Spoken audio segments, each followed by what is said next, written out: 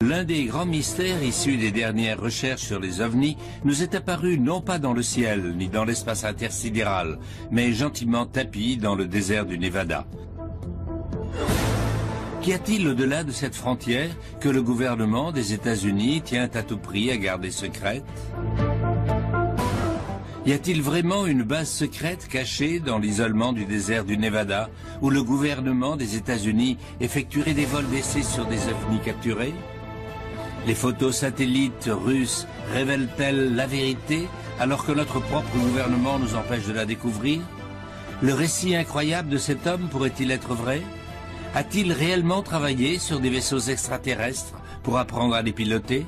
Le gouvernement des États-Unis collabore-t-il avec des extraterrestres dans un complexe top secret portant le nom de code Zone 51?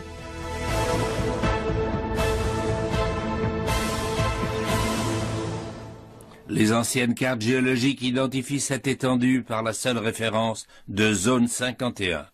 Ce terme désigne une large étendue, principalement composée de l'ancien lit asséché d'un lac qui porte encore aujourd'hui le nom de Groom Lake. Ici, une base de recherche top secret est censée opérer jour et nuit, et même si le gouvernement persiste à laisser entendre qu'elle n'existe pas, des centaines de témoins oculaires et des dizaines de photographies aériennes attestent du contraire. Et si les rumeurs sont véridiques, cette installation abriterait l'un des secrets les plus extraordinaires et les mieux gardés de cette génération, voire de tous les temps. Le fait que ce complexe abrite des secrets d'État ne fait pas le moindre doute. Il suffit de consulter les cartes officielles émises par le gouvernement pour s'apercevoir que l'installation en question n'y existe même pas. Mais pourquoi donc cette base constitue-t-elle un tel secret? Serait-elle liée aux observations continues de vols d'ovnis dans la région? Quand l'affaire Lazare a fait la une, les passionnés d'ovnis ont déferlé sur le site. Ils sont arrivés dans leur 4x4 pour surveiller la base secrète. Dans une interview télévisée, Robert Lazar a soutenu avoir été employé de 1988 à 1989 dans une base encore plus secrète que celle de Groom Lake. J'allais au boulot en avion privé de l'aéroport McCarran de Las Vegas, directement à la zone 51. De là, un bus me conduisait vers une installation encore mieux gardée, située à une vingtaine de kilomètres au sud, la zone S4. S4 se situait au pied de la montagne de Papoose, aux abords de l'ancien lac de Papoose. La base est construite à même la montagne et les 9 portes de hangar s'inclinent à environ 60 degrés. Ces portes sont recouvertes d'une texture s'apparentant au sable pour mieux se fondre dans le paysage. D'après Bob Lazar, c'était dans cette base qu'il travaillait en tant que pilote d'essai sur des vaisseaux en forme de soucoupe, basés sur une technologie transmise à l'humanité par des êtres venus d'ailleurs. Autrement dit, je n'ai pas seulement lu les rapports et appris les théories de ces technologies, mais j'ai aussi assisté à leur démonstration et vérifié leur authenticité. Lazar a confié aux journalistes qu'il y avait plusieurs de ces soucoupes volantes en parfait état de marche à la base S4, mais que lui n'avait travaillé que sur l'une d'elles. En raison de ces lignes très épurées, je l'ai surnommé le modèle Sport. Il fait environ 5 mètres de haut et 12 mètres de diamètre. Dans la partie centrale de cette soucoupe sont situés le poste de commande et les sièges, tous deux trop petits et trop près du sol pour être destinés à des humains adultes. Selon Bob Lazar, le vaisseau serait équipé d'un réacteur antigravité, ou d'un réacteur de gravité, qui produit une vague de gravité. À l'intérieur de ce vaisseau, il n'y a pas de ceinture de sécurité, car une fois en marche, on a l'impression qu'il est toujours droit, et en état de gravité normale. Si l'on croit le récit de Bob Lazar, une telle conception n'appartiendrait pas au domaine de la fantaisie, mais serait une réalité, une preuve tangible que la Terre a été visitée par des êtres intelligents venus d'une autre planète. Est-ce que le gouvernement des États-Unis a pu avoir accès à une telle technologie et la garder secrète au détriment de l'opinion publique et des médias pendant plus de 50 ans ? Et s'il n'y a plus de secret, pourquoi le gouvernement prend-il des mesures aussi extraordinaires pour s'efforcer de maintenir cette base cachée? D'après les recherches menées par le Salt Lake Tribune en 1993, le secrétaire d'État à la défense aérienne, Sheila Widnall, aurait sollicité le contrôle de plus de 2000 hectares de terre du domaine public dans le désert du Nevada, dans le complexe du massif montagneux de Nellis. Le reporter Glenn Campbell a tenté plusieurs années de briser le mur du secret qui entoure la zone 51 et la base mystérieuse de Groom Lake. La zone 51 est juste une petite partie de l'une des zones secrètes les plus connues de la base aérienne de Nellis. Au-delà, il reste de vastes étendues désertiques.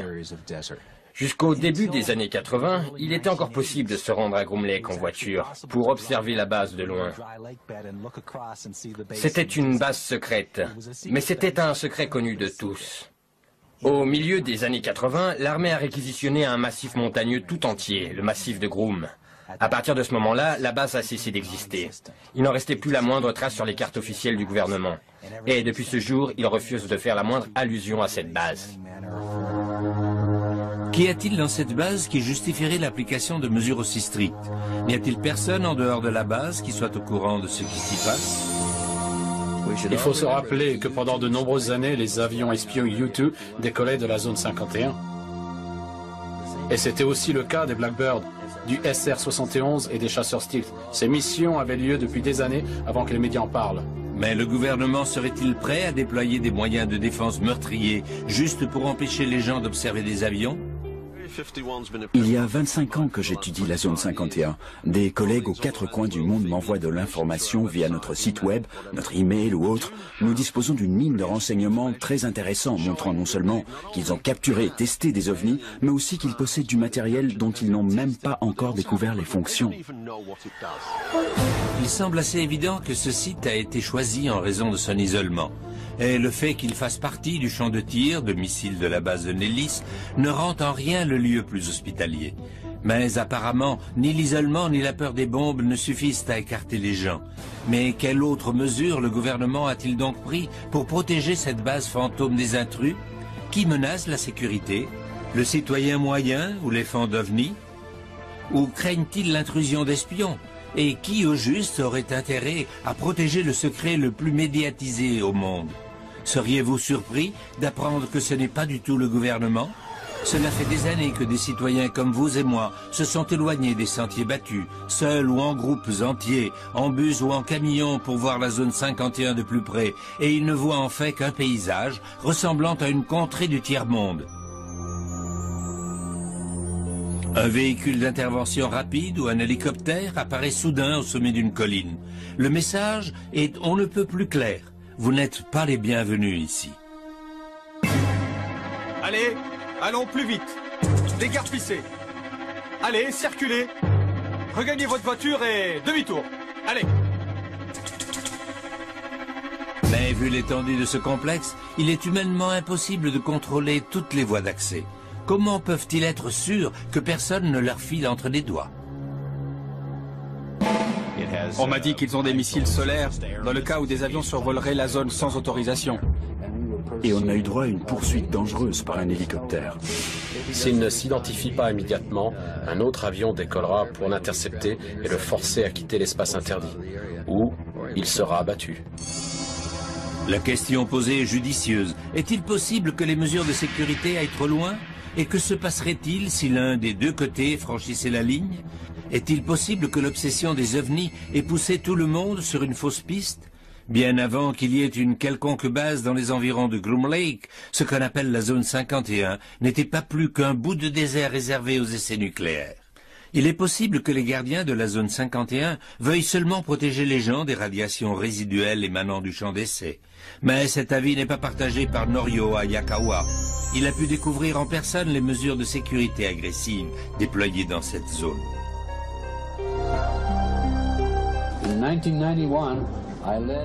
En 1991, j'étais à la tête d'une équipe de chercheurs du sud de la Californie.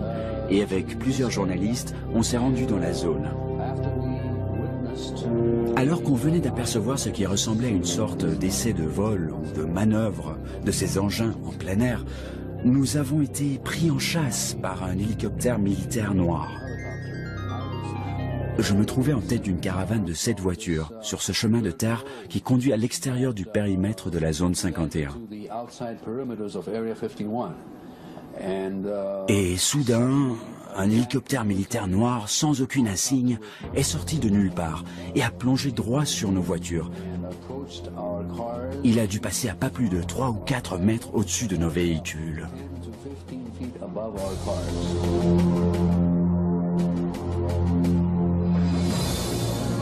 Et pourtant, si Norio Hayakawa et les gens qui l'accompagnaient avaient réellement pénétré dans un domaine militaire, n'auraient-ils pas été sommés, voire même arrêtés?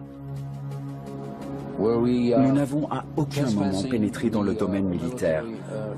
Nous nous trouvions à une bonne distance du domaine militaire. Nous étions dans un domaine public. Nous avions le droit de nous trouver sur un terrain de propriété publique. Pourtant, nous avons été traqués par cet hélicoptère. Ils ont mis nos vies en danger. Quoi qu'il se passe dans la zone 51, il est peu probable qu'on en écarte les gens pour les protéger des risques d'accidents ou des radiations atomiques. Le dispositif de sécurité vise plutôt à protéger ceux qui se trouvent à l'intérieur du complexe. Ils sont prêts à déployer tous les moyens nécessaires pour éloigner les curieux de cette zone, et même des abords du périmètre. S'il est vrai que les forces de sécurité de la zone 51 sont prêts à prendre en chasse des civils en territoire public à plus de 15 km du site, n'ont-ils pas oublié que cette base secrète est probablement encore mieux visible à partir du ciel? Ne suffirait-il pas, en effet, de survoler le complexe à basse altitude pour voir exactement ce qui s'y passe? L'ex-colonel de l'US Air Force, Wendell Stevens, n'est pas convaincu. L'espace aérien y est hautement restreint. Si un pilote se trouvait par erreur dans une des zones interdites, on lui demanderait immédiatement par radio de dégager. S'il persiste à survoler la zone interdite, on le sommerait de quitter l'espace et on le radioguidera vers l'issue la plus proche.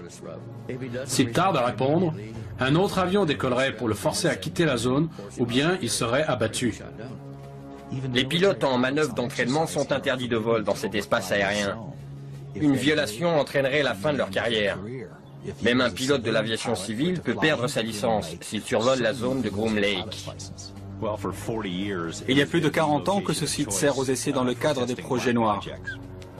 Autrement dit, les secrets militaires les mieux gardés du monde, et c'est là qu'ils se trouvent. Le site est parfait pour ça. Il est entouré de montagnes, en plein milieu de nulle part, et juste à côté d'un terrain d'essai nucléaire. On m'a informé que la base est équipée de missiles solaires, dans le cas où des avions intrus survoleraient la zone. Il y a aussi des détecteurs de mouvement enfouis dans le sol, et des appareils capables de déceler l'odeur d'ammoniac dégagée par l'épiderme humain. Il y a aussi des caméras de surveillance qui épient le moindre mouvement aux abords de la base. Vous voyez, c'est un site extrêmement bien protégé. Évidemment, ce genre de mesures de sécurité sont habituelles pour des installations militaires ultra secrètes. Peut-être testent-ils la prochaine génération d'armements de pointe, des rayons à particules de haute puissance, ou peut-être des armes spatiales, ou faut-il chercher ailleurs? A-t-on la moindre preuve qui confirmerait le témoignage de Bob Lazar? La source d'énergie qui permet aux vaisseaux extraterrestres de se déplacer dans le cosmos serait-elle entre les mains du gouvernement? Nous sommes très nombreux à avoir consacré énormément de temps et d'énergie à la recherche sur la zone 51. Mais je ne doute pas un instant qu'ils soient en train de développer un nouveau type de technologie. Nous avons pu apercevoir des engins survoler la zone 51 au-dessus du massif de Groom. Et ces engins ressemblaient étrangement à ce qu'on appelle communément des soucoupes volantes. Un nombre sans cesse croissant de scientifiques spécialisés dans le domaine des ovnis affirment que les projets secrets menés par le gouvernement à Groom Lake sont d'une manière ou d'une autre liés à une technologie venue d'une autre planète. Que ces affirmations soient vraies ou fausses, une chose reste sûre. Les témoins ont vu des engins volants survoler Groom Lake, engins dont l'aspect ne semble pas avoir été conçu par des humains. S'agissait-il en fait d'ovnis survolant la zone 51? Et que dire des photographies, des enregistrements vidéo et ces lumières étranges dans le ciel? Dispose-t-on de témoignages faibles qui confirmeraient la présence de vaisseaux, voire d'êtres extraterrestres dans la zone 51? Le récit de Bob Lazar ne marque ni le début ni la fin de la saga de la zone 51. Un certain nombre de personnes avaient déjà vu des ovnis dans le désert du Nevada, bien avant la naissance de Bob Lazar. Mais l'histoire a intéressé tout le monde à partir du moment où George Knapp a été interviewé par une des télévisions de Las Vegas. C'est ce qui a mobilisé le public ici. Avant cette série d'interviews, la zone 51 n'était qu'une référence dans les anciennes cartes militaires, une zone d'essai nucléaire menée, bien sûr, dans l'intérêt de la sécurité nationale. Mais l'année 1955 a marqué un tournant. Cette année-là, la société Lockheed cherchait désespérément une base d'essai pour tester son nouvel avion espion, le U-2. Ils ont placé tous leurs espoirs dans leur chef d'escadron d'essai, Tony Levier, et ont trouvé un endroit isolé disposant d'une très longue piste de décollage. Et c'est ainsi que la zone 51 est devenue la base d'essai aérien la plus secrète des États-Unis. Mais que se passait-il d'autre dans cette base ? D'après la déclaration officielle du gouvernement des États-Unis, je cite, « Ni l'US Air Force, ni le département de la Défense n'opèrent ni ne possèdent d'installation sous le nom de Zone 51. » À proprement parler, c'est vrai. Et même si cette base a été construite par la CIA et est utilisée exclusivement dans le cadre de projets gouvernementaux, elle est exploitée par une société privée. Sa sécurité est assurée par Wackenhut, une entreprise privée. Durant plus de 30 ans, à part une poignée de propriétaires, les gens ignoraient l'existence de Rachel, Nevada et du site de Groom Lake. Mais d'autres événements ont contribué à donner une crédibilité au récit de Bob Lazar. L'agent Guy Hotel de la FBI en 1950 indique qu'il savait que 3 soucoupes volantes avaient été récupérées dans le désert du Nouveau-Mexique. Les engins extraterrestres sur lesquels Lazar avait travaillé provenaient bien de quelque part. C'est ainsi que bien avant l'existence du complexe de la zone 51, les germes de l'un des mystères les plus troublants de la nation avaient déjà été semés. Aujourd'hui, des centaines de passionnés d'ovnis se rendent régulièrement dans le désert du Nevada, en traversant un territoire public pour atteindre les hauteurs du Whiteside ou de Freedom Ridge, dans l'espoir d'entrevoir un engin volant qu'ils croient être capturé d'un autre monde. Lors de l'une de nos expéditions à la zone 51, l'un de nos membres affiliés a réussi à filmer des images plutôt remarquables de ce qui a tout l'aspect d'un engin en forme de soucoupe survolant Groom Lake. Cet engin ne se comportait pas comme les avions conventionnels que j'ai pu voir. Il n'émettait pas le moindre bruit. Mais ce qu'il y a de vraiment remarquable, c'est qu'à d'autres occasions, nous avons pu voir les manœuvres en zigzag exécutées par ce type d'engin. Et parfois même avec des virages à 75 degrés, suivis d'ascensions et de descentes soudaines. Pourrait-il s'agir d'un vaisseau spatial venu d'une autre planète, tombé entre les mains des hommes ? Selon une version assez cohérente d'un grand nombre d'employés, un vaisseau aurait été transporté ici en 1953 et plusieurs extraterrestres vivants auraient été amenés presque en même temps. Cela fait des années que les Russes photographient la zone 51. Staline portait un grand intérêt aux ovnis et il voulait en savoir plus sur ce qui se passait à Roswell. Ils ont conclu que les événements de Roswell avaient bien eu lieu, que quelque chose s'y était écrasé, que ce n'était pas un ballon météorologique ni un objet terrien. Ils ne savaient pas exactement d'où ils venaient, mais ils savaient qu'ils étaient ni à eux ni à nous et qu'il fallait à tout prix l'étudier. Bien entendu, sans preuve, ces affirmations restent du domaine de l'ouï-dire et des rumeurs. Mais existe-t-il de telles preuves? Toutes les histoires qui planent autour de cet endroit restent un mystère, tant pour les employés que pour nous tous. Peut-on retracer l'origine de toutes ces histoires d'ovnis capturés? Et comment ces engins sont-ils arrivés à la zone 51? Ce ne sont pas les responsables de la zone 51 qui vont admettre quoi que ce soit. Une action fédérale en justice visait à savoir le nom de la base, mais ils se sont battus et maintenant ils sont exemptés d'en révéler le nom. Lorsqu'on travaille dans une zone secrète comme la zone 51, le travail qu'on fait est fortement compartimenté. On est amené en jet depuis Las Vegas, les hublots obstrués. À Groom Lake, on s'embarque dans des bus sans fenêtres qui nous conduisent directement sur les lieux de travail. On ne voit que le hangar et les quelques bâtiments dans lesquels on travaille. C'est une dichotomie intéressante. Les Russes peuvent survoler et prendre des photos. Nous avons signé un traité d'accès aérien ouvert qui permet à des dizaines de pays de survoler et de prendre des photos, mais nous, qui payons les factures pour le maintien du site, ne sommes pas au courant. En 1988, un satellite russe a pris une photo sensationnelle au-dessus de la zone 51. Si vous regardez l'objet mis en évidence en bout de piste, il est positionné comme s'il était sur le point de prendre son envol. Récemment, de nouvelles photos de la zone 51 ont été diffusées sur Internet, ce qui révèle peut-être du fait que, malgré les démentis du gouvernement, le public exige une explication au mystère planant sur la zone. Cette année, il y a eu de nouvelles photos de la zone 51. Les premières provenaient d'un satellite espion russe capable de détecter des objets de moins de 2 mètres. Les autres, d'un satellite commercial américain capable d'apercevoir des objets de moins d'1 mètre. Ces informations nous apportent des précisions sur les activités menées dans la zone 51, une base dont le gouvernement des États-Unis persiste à démentir l'existence. La précision et la qualité de ces photos satellites sont remarquables, mais elles ne font que soulever davantage de questions sur les activités. Une chose qu'on remarque, c'est l'absence de personnel sur le terrain. S'il s'y passe réellement quelque chose, il reste à savoir où exactement. Jusqu'ici, Bob Lazar restait le seul témoin à avoir donné des précisions sur le travail mené sur des technologies extraterrestres dans la zone 51.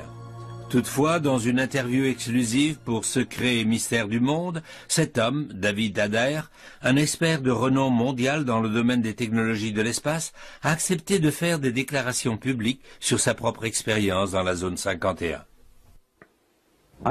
J'ai construit une première fusée à 17 ans, après de nombreuses tentatives pour y parvenir. Elle faisait environ 3 mètres de haut et elle pesait environ 1 tonne. La conception du réacteur était en quelque sorte unique. Il s'agissait d'un réacteur EMFC, soit un réacteur basé sur le principe du confinement de la fusion électromagnétique. On a eu le soutien de tout le monde.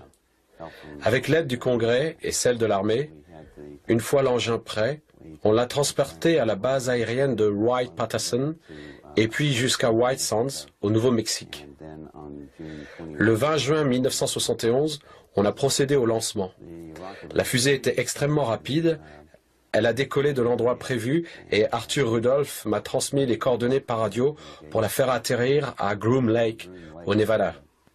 La fusée a atterri grâce au parachute qui était attaché et nous avons pris l'avion de White Sands à Groom Lake. À notre arrivée, on a pu constater 2 pistes d'envol de plus de 3000 mètres chacune, ce qui est une base aérienne importante. Une fois au sol, quand nous sommes arrivés au hangar central, nous nous sommes arrêtés et tout à coup, le sol tout entier s'est affaissé sous nos pieds. En fait, nous étions sur un ascenseur géant. On est descendu à environ 60 mètres sous terre et lorsque nous sommes enfin sortis, on a vu qu'on se trouvait dans une installation gigantesque, surmontée d'une sorte de toit en cascade comme un arc-en-ciel. Et puis les murs ont glissé et on a alors aperçu d'énormes espaces de travail et des bureaux. On est passé à côté d'une rangée d'ateliers et dans un couloir d'accès de marchandises, là, on s'est arrêté devant un hangar sur notre gauche. Et ils sont descendus. Puis cet homme a ouvert des portes coulissantes. Nous sommes entrés dans cette pièce avec des lumières partout et c'était frappant car il n'y avait aucune ombre. Un peu comme dans un atelier de peinture. Et il y avait quelque chose sur une énorme table qui était recouvert. Ils ont appuyé sur un bouton et des câbles ont soulevé l'énorme couverture. Quelle surprise, c'était un réacteur EMFC, mais celui-ci avait la taille d'un autobus. Mon réacteur et celui-ci fonctionnaient selon les mêmes principes, mais le mien, c'était l'équivalent d'une 2 chevaux, alors que celui-ci, c'était une Ferrari. C'était incroyablement sophistiqué. Il était clair que ce réacteur n'aurait pas pu être fabriqué à notre niveau d'avancement technologique. Cet engin était énorme, et pourtant, il n'y avait pas le moindre câble, pas de vis, pas de rivet, aucun boulon, aucune soudure, aucun raccord, rien. Comme si l'engin entier était fait d'une seule pièce. Quand on touchait le réacteur, c'était encore plus étonnant. Où que vous le touchiez, votre peau créait des tourbillons, fort jolis, qui partaient de l'endroit du contact et traversaient la coque de métal. L'onde se propageait sur 2 mètres de rayon dans toutes les directions. C'était vraiment intéressant, c'était sensible au toucher. C'était trop pour moi. Ce réacteur ne pouvait pas leur appartenir. C'était impossible, en raison de sa conception. Nous n'avions pas la technologie requise, ni à cette époque, ni même aujourd'hui. Alors je me suis énervé, et eux aussi. Ils m'ont ordonné de redescendre. Je commence à descendre, mais cette fois, lorsque je touche la paroi du réacteur, les tourbillons bleus et blancs deviennent rouges flamboyants. Ils sont orange et rouge traversant la coque. J'étais si surpris de voir que je m'arrête. Et à mesure que je retrouve mon calme, les couleurs retournent au bleu et au blanc. Et c'est là que j'ai réalisé que ce réacteur était vivant. Il ne réagit pas aux radiations thermiques, mais plutôt aux ondes.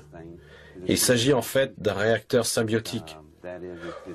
Autrement dit, il est capable de communiquer avec les occupants de l'aéronef.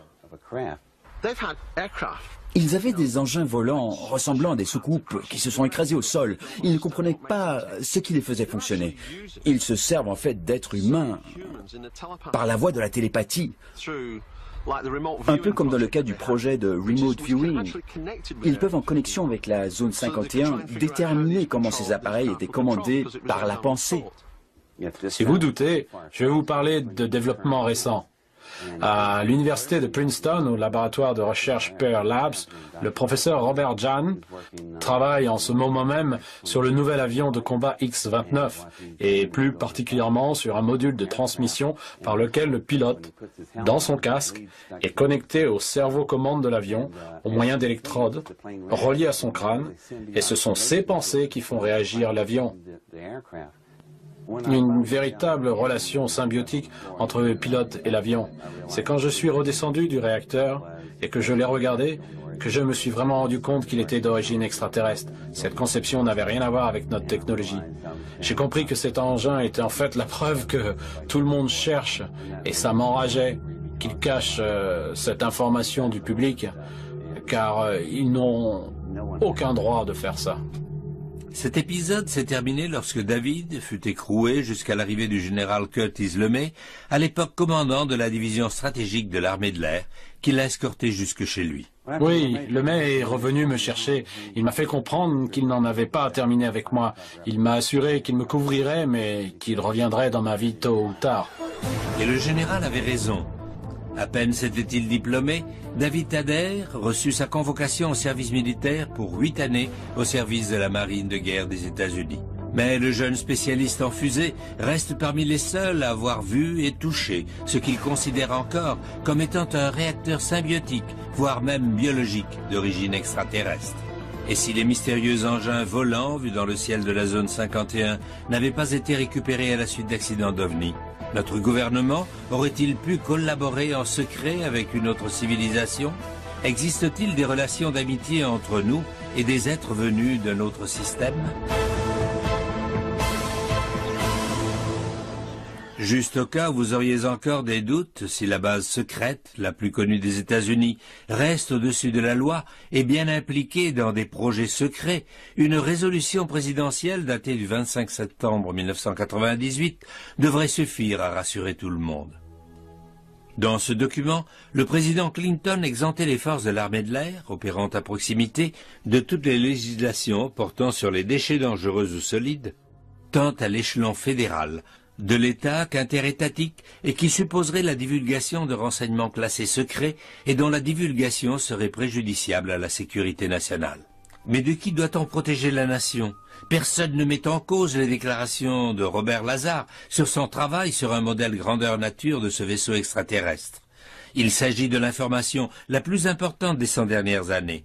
Et d'après David Adair, un réacteur encore plus grand et avec des proportions et une puissance énorme serait également entre les mains du gouvernement des États-Unis depuis plus de 30 ans.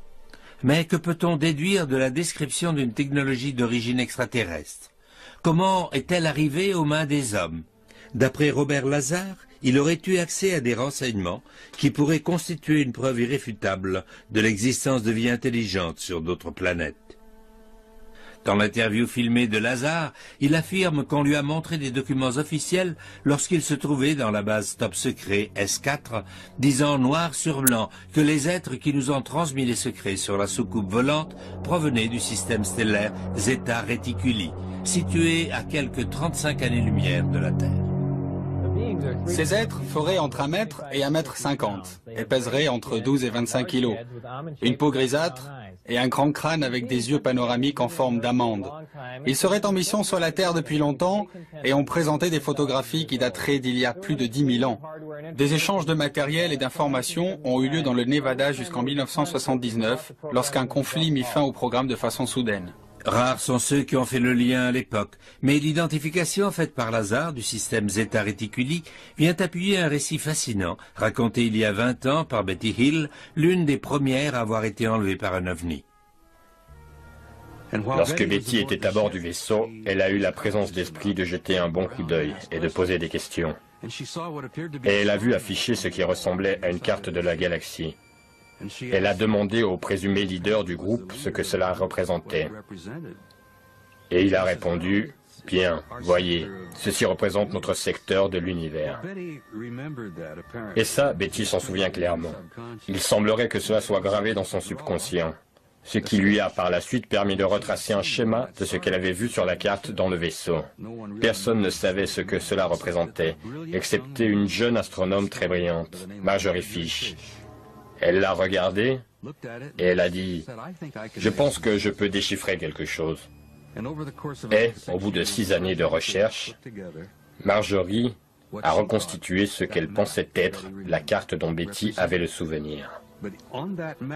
Se trouvaient ici plusieurs systèmes stellaires qui n'ont été découverts que vers la fin des années 60.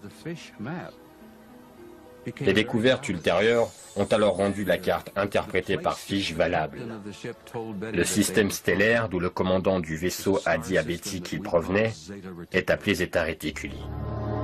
Betty Hill aurait-elle pu inventer tout ça? Et Bob Lazar aurait-il tiré ce nom d'un chapeau de magicien? Ou sommes-nous enfin en présence de preuves irréfutables de la venue d'extraterrestres sur Terre, voire d'enlèvements liés à la zone 51? Betty et Barney n'ont pas menti, car dans les années suivantes, leur récit n'a constitué qu'une partie infime de la vaste quantité de preuves confirmant que ces événements sont réels. Mais alors est-il possible que le gouvernement ait conclu une sorte de contrat avec les extraterrestres? Une telle hypothèse est-elle envisageable? Il est possible que nos gouvernements arrivent à une entente avec un autre monde. En contrepartie de la technologie de pointe que nous avons acquise en si peu de temps, nous leur avons peut-être donné autre chose, comme la possibilité d'aller et venir et de se servir de notre Terre comme relais vers d'autres planètes. Ils sont peut-être en quête de ressources, d'eau ou de minéraux de notre planète, ou peut-être même qu'ils veulent se servir de nous comme ressources. Les théories et les possibilités laissent perplexes. Notre gouvernement agissant avec des forces extraterrestres, des enlèvements, des réacteurs, tout ça caché dans le sable du désert dans la zone 51. S'agit-il en fait du secret que le gouvernement est si anxieux de protéger à Groom Lake? Y a-t-il la moindre possibilité que la zone 51 soit utilisée comme une sorte de port spatial accueillant des vaisseaux, un échange de technologies nouvelles? La zone 51 peut facilement faire office de port spatial. Toute installation protégée de cette façon est entourée d'un périmètre de sécurité pour éloigner le public. Et dans un endroit aussi isolé que le désert, on pourrait y aller et venir sans difficulté, particulièrement si on a un vaisseau invisible sur les radars. Et peut-être même qu'il serait invisible à l'œil nu. Lazar affirme qu'il a vu comment opérer le système d'alimentation du vaisseau et qui utilise une quantité énorme d'énergie uniquement obtenue à base d'antimatière. Et selon Lazar, une seule arme basée sur l'équilibre matière-antimatière pourrait facilement détruire toutes les civilisations terriennes. Il affirme que le fait d'utiliser cette source d'alimentation rend ce vaisseau indétectable. Cette soucoupe ne peut être aperçue de nulle part. Elle est d'ailleurs parfaitement invisible. Tout ce que vous verriez, c'est le ciel qui l'entoure. Ces affirmations sont fantastiques, et Bob Lazar a été accusé d'en avoir inventé une partie. Existe-t-il la moindre raison de croire ce qu'il dit? J'ai constaté en l'écoutant parler que Bob Lazar est parmi les scientifiques qui s'expriment le mieux dans le monde de la physique. J'ai pu voir des gens en train de travailler là en bas. Il est évident qu'il en fallait pour ces projets et on devrait écouter de plus près ce qu'il dit et l'analyser vraiment. Supposons un instant que toute l'histoire est véridique. Quel dessein le gouvernement pourrait-il avoir à l'égard de toute cette technologie? Norio Hayakawa n'est pas d'avis que ces technologies de pointe serviront à améliorer le sort de l'humanité. Vous pouvez être sûr et certain que cette technologie finira tôt ou tard par être utilisée à des fins militaires. Il pourrait s'en servir pour un conflit d'une échelle sans précédent. Un type de guerre que nous n'avons jamais vu.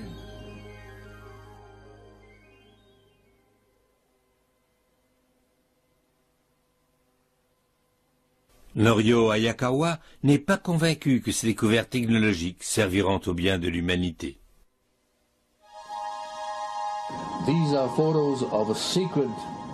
Voici des photos d'une installation secrète opérée par la Lockheed Corporation en Californie.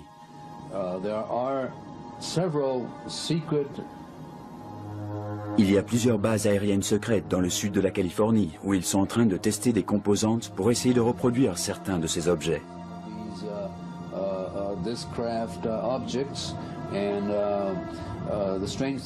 Et ce qui est étrange par rapport à cette installation, c'est qu'on ne voit jamais d'appareil sur le tarmac, absolument aucune sorte d'avion.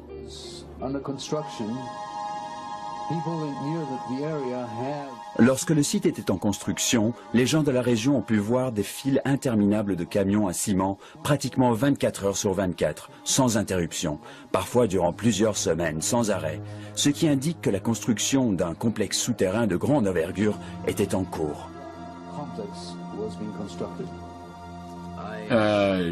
J'ai eu de la chance de pouvoir interviewer des personnes qui ont participé à la construction de la base souterraine de la zone 51.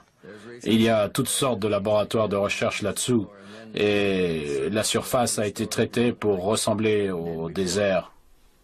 D'après Hayakawa, la sécurité autour de cette base est tout aussi stricte que celle autour de la zone 51 et que la véritable dimension de ces deux sites dépasse l'entendement. Même si un projet de ces proportions était vraiment en cours dans le sous-sol de la Californie et du Nevada, doit-on en déduire que la nouvelle technologie est développée à des fins hostiles? En toute honnêteté, cela ne me surprendrait pas que des personnes soient kidnappées et conduites à ces installations souterraines des États-Unis. Et si ce n'était pas le cas, nous serions encore en présence d'une affaire criminelle qui constitue une violation totale de notre système constitutionnel. Ces récits peuvent-ils être vrais? Des personnes enlevées par des ovnis et emmenées à la zone 51? Existe-t-il la moindre preuve qui soutienne ces allégations? Dans la vidéo, Robert Lazar affirme que l'installation S4, située à proximité de la zone 51, est cachée dans une montagne avec 9 portes de hangars, conçues pour se fondre dans l'environnement. Ce qui est incroyable, c'est que cette version correspond au témoignage de personnes affirmant avoir été enlevées par des extraterrestres à bord d'ovnis et emmenées à une base souterraine mystérieuse. Les otages ont été amenés dans des endroits qu'ils ont assuré être des installations souterraines. Plusieurs otages ont aussi affirmé que leurs ravisseurs avaient l'aspect de personnel militaire américain. Et puis, il y a aussi ceux qui sont convaincus que l'armée développe cette technologie pour défendre l'humanité contre une invasion extraterrestre. Je ne crois pas que le gouvernement ou l'armée ait quoi que ce soit à craindre de la part de qui que ce soit sur cette planète. La véritable menace vient de quelque part en dehors de ce monde. D'autres sont d'avis que le gouvernement cherche uniquement à se protéger lui-même. Ils se sont mis à infiltrer les organisations de recherche sur les ovnis. Ils ont commencé à espionner les chercheurs. Ils ont diffusé de fausses informations pour brouiller les pistes. Ils ont activement encouragé une politique visant à couvrir de ridicule toute personne affirmant avoir vu des ovnis. Mais les gens qui voient des ovnis ne sont pas fous du tout. C'est juste le prisme par lequel on voit ces nouvelles à l'heure actuelle. Le gouvernement a fait un excellent travail de brouillage des pistes. Tous ces témoignages d'objets volants au-dessus de la zone 51 sont faciles à expliquer. Ils voient des objets volants dans le ciel, c'est un fait. La recherche continue et ils pilotent tout depuis l'ingénierie inversée jusqu'aux appareils extraterrestres qui vont et viennent. Ces gens ne sont pas fous. Ils voient vraiment des trucs volés. C'est une installation souterraine militaire aux dimensions énormes. Certains de mes amis qui ont visité les lieux disent que c'est réellement un bâtiment de 40 étages sous terre. Énorme. Si les ovnis existent bien, le gouvernement a sûrement de bonnes raisons d'éviter la panique et pour que la société ne réagisse pas de façon excessive face à cette situation. Probablement, le gouvernement est-il au courant de l'existence des ovnis depuis les années 40 et 50. Durant cette période, il y avait une grande hystérie anticommuniste à propos des affaires du monde. En introduisant la notion d'ovni, on aurait risqué une hystérie de masse. Et ce sont alors les fondements même de notre société qui auraient été ébranlés. Ils essayent de dissimuler ces événements. Ils traitent le public comme s'il ne méritait pas la moindre attention. Ils ont des appareils dans des caisses qui pourraient servir au bien de l'humanité. Mais qu'est-ce qu'ils font? Ils réfléchissent aux façons d'utiliser ces technologies pour fabriquer une arme. Mais s'ils tiennent réellement à évoluer, ils devraient commencer par partager cette information afin que tout le monde puisse participer à son amélioration et à son application. Bob Lazar est absolument ferme dans ses propos. Lors d'une interview récente, il aurait affirmé « Je suis absolument certain de ce que j'ai vu. Je sais où en est la science traditionnelle et la physique. Et j'affirme qu'il s'agit d'un appareil extraterrestre. Cette technologie a des centaines et des centaines d'années d'avance sur la nôtre. Un point, c'est tout. » Mais pour ceux d'entre nous qui n'ont pu le voir de leurs yeux, la question reste, existe-t-il des preuves irréfutables qu'une technologie venue d'ailleurs est en train d'être testée et utilisée dans la zone 51? Est-il possible qu'enfoui dans le sous-sol du désert, au-delà du cordon de sécurité le plus efficace de l'histoire, il existe une preuve de l'existence d'une vie dans d'autres mondes? Si cette preuve y existe, elle soulève une autre question encore plus cruciale. Le monde pourrait-il devenir un monde meilleur si cette incroyable information était divulguée et si l'inconnu devenait l'inimaginable ?